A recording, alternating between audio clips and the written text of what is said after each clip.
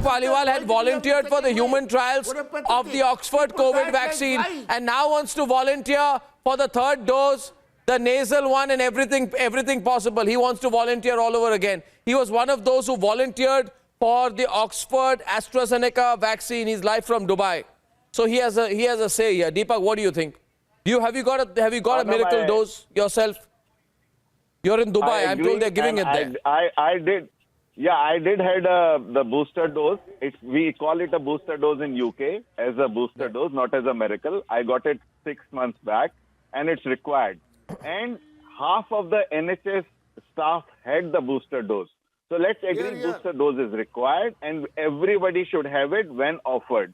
Booster dose is saving quite a lot of lives in UK. Out of 50,000 in the UK. cases. No, 1 second. Deepak, can you just walk across and get yourself a booster dose? How does it work in UK? Yes, you can walk across and get a booster dose. 4 days back, they have opened the booster dose for over 40. Before it was for over 50. They have opened all the booster dose for over 40 now. Then in few days, it will be for over 30s. And then it will boil down to the entire population. Booster dose has saved a lot of lives in UK. Which means it's called a booster dose.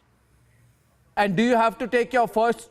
So if you've taken your first 2 shots in the UK, you get a booster shot there, or you take your any 2 shots to get a booster shot?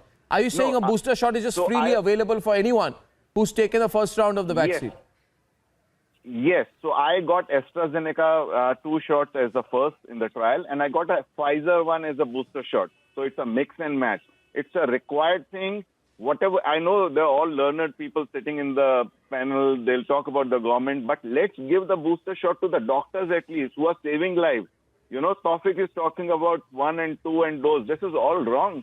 Give it to the doctors, give it to the carers. If doctors will get infection, who will treat the COVID patients? And let's press the panic button in advance. Why don't we have to wait for something to go wrong and then press a button?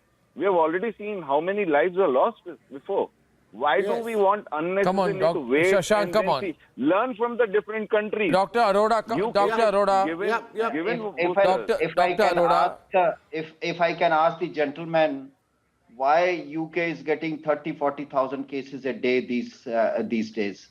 Why is whole of Europe where immunization is just... Let me complete. Let me complete. No, let me reply to that. Let me reply. It's only... And number of deaths are also more than what mortality is low, sir. The mortality where it was earlier very high, it's low.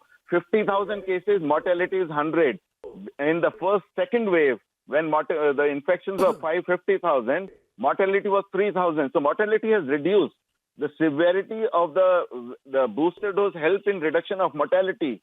Do we need to wait for something more people to die and the mortality increase and then we'll give the booster dose? No. Germany is giving, Singapore is giving, US has started. So why we have to wait for some more deaths?